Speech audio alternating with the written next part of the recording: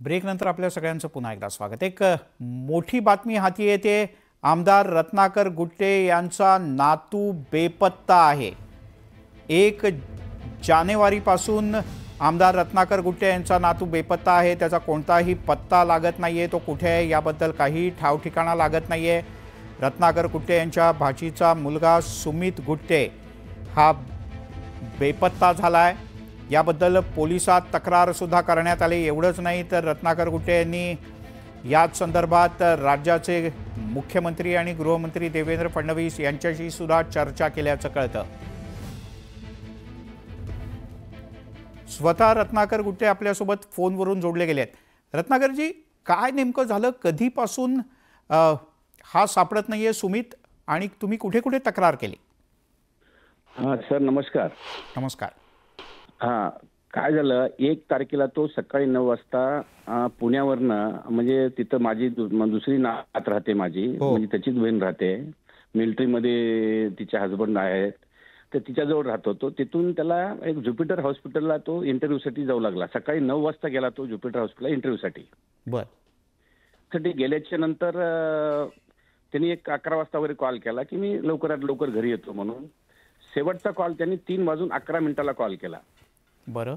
आणि मी 1-2 तासांनी येतोय म्हणला। मग 2 तासांनी मग परत माझ्या भाचीने फोन केला 2 तासांनी की आता सुमित आहे का बोल, पण त्याच्यानंतर त्याचा फोनच लागत नाही, कंटिन्यू फोन। मग माझ्याशी माझी भाची वगैरे बोलली। मग त्याच्यानंतर मी आपलं पिंपरी चिंचवडचं एक पोलीस स्टेशन आहे नेव्ही सावंगी म्हणून, मग तिथं रात्री 1:30 वाजता आम्ही तिथं कंप्लेंट केली।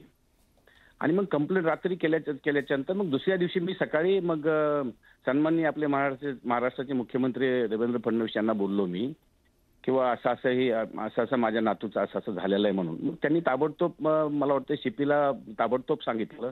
1 मिनिटात म्हणजे बोलले तर 1 मिनिटात मला सीपीचा पण कॉल आला। आणि मग त्यांनी ते सगळे चौकशी करणं सुरू केलं।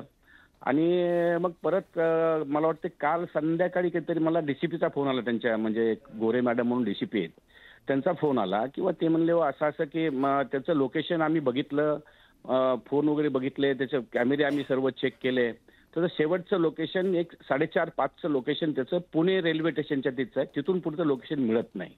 बरं। आजही काही डेव्हलपमेंट झालं नाही। आणि आज म्हणजे घरी एवढी अवस्था बिकट झालेली आहे की म्हणजे 1-1.5 वर्ष झालं त्याचं लग्न आहे, 24 वर्षाचा आहे तो। आणि तिचे म्हणजे त्याचे वडील वारलेत, मीच सगळं करतो, त्याचं वडील वारलेले आहेत त्याचे।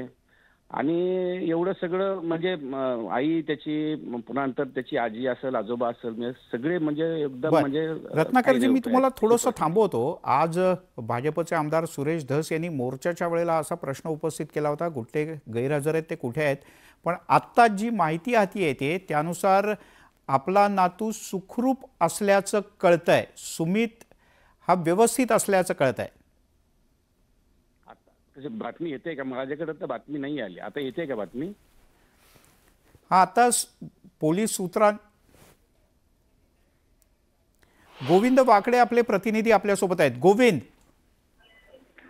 मिलिंद सर, या सगळ्या प्रकरणाची अत्यंत गांभीर्याने दखल घेत पिंपरी चिंचवड पोलीस दलातील जे महत्त्वाचे अधिकारी आहेत त्यांची पथकं ठिकठिकाणी रवाना झाली होती। त्यापैकी ज्या दिवशी ही तक्रार नोंदवल्या गेली त्यानंतर लगेचच पोलिसांनी त्या परिसरातील सीसीटीव्ही फुटेज चेक केला आणि त्यामध्ये स्वतः जो सुमित आहे तो एका एटीएम मध्ये चालत जातो, तिथनं त्यांनी 2,000 रुपये काढले आणि तो पुढे स्टेशनच्या दिशेने गेला, इथपर्यंतचे सीसीटीव्ही फुटेज पोलिसांच्या हाती आलेला आहे। त्यानंतरचा जो आजचा तपास आहे, आत्ताची जी अपडेट आहे त्यानुसार सुमित कोणत्या तरी एका रेल्वे स्टेशनच्या फलाट क्रमांक 1 वर पोहोचला असल्याची माहिती पोलिसांनी दिलेली आहे। आणि त्यामुळे आता त्याला तिथपर्यंत पोहोचण्यासाठी म्हणून काही जी पथकातली अधिकारी आहेत ती पण रवाना झाल्याची माहिती मिळते।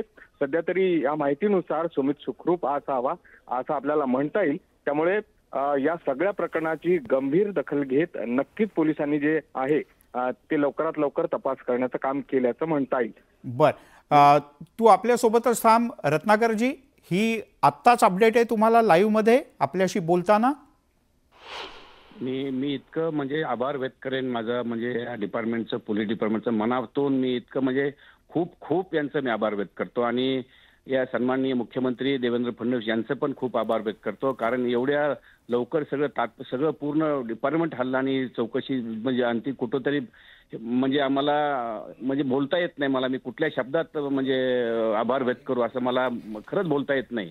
मी खूप खूप आभार व्यक्त करतो. आपल्या टीव्हीचं पण मी आभार व्यक्त करतो.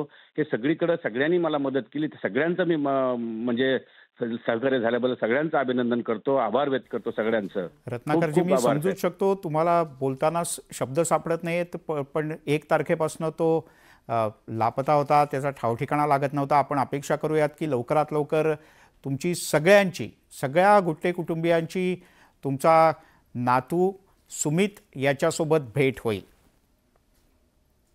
धन्यवाद, तुम्ही न्यूज 18 लोकमतशी बोललात याबद्दल.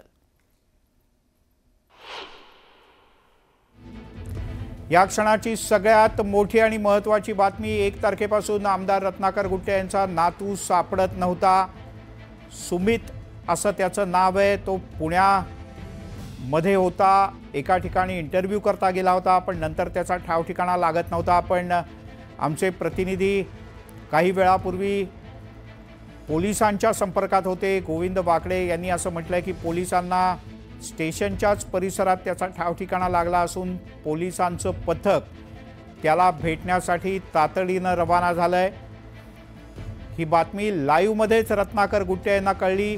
न्यूज 18 लोकमतशी बोलत असतानाच रत्नाकर गुट्टे हे आपली व्यथा सांगत होते, दुःख सांगत होते. आम्ही सगळे गुट्टे कुटुंबीय अस्वस्थ आहेत तेच सांगत होते. पण गोविंद वाकडे आमचे पिंपरी चिंचवडचे प्रतिनिधी यांनी दरम्यान पोलिसांशी संपर्क साधून त्याचा ठाव ठिकाणा लागल्याचं सांगितलं आणि रत्नाकर गुट्टे काहीसे भावूक झाले. त्यांनी न्यूज 18 लोकमतचे आभार मानले.